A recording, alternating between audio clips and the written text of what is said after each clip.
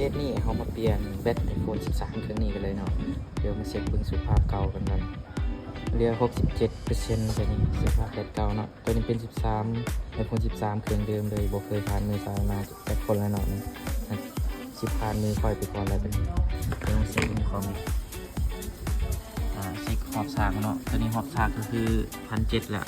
1,700 เนาะสุขภาพแบตยังเหลือ 67% เดี๋ยวเรามาเปลี่ยนแบตเพิ่มความจุแบตที่ซิงเทอร์แลนด์เดี๋ยวเราไปเปลี่ยนกันเลยไป let's go เนี่ยเราหลังจากทำการเปลี่ยนคีย์พอยต์แล้วเราใส่ซิลเวอร์นัมให้ลูกค้าเลยเนาะซิลเวอร์นัมกับคุณแบบตัวดีให้เลยโอเคเนาะนี่หลังจากทำการเปลี่ยนเป็นคีย์พอยต์สุขภาพขึ้นร้อยเนาะสภาพยังไม่ทิปเนาะจอยังแจ็บคือเก่าเป็นเพราะว่าเขาเห็ดแบบละเอียดเลยใส่ซิลเวอร์นัมพร้อมเดี๋ยวมาเช็คดูความมีเพื่อความมั่นใจว่ามาตรฐานของคือหอบซากคือศูนย์เนาะแบตมือหนึ่งโมเมนต์มือสองถ้ามือสองนะหอบซากจะขึ้นปลายเนาะแต่ว่านี่ศูนย์แบตเก่ายังขึ้น 1,700 เลยแล้วก็ความจุเนาะ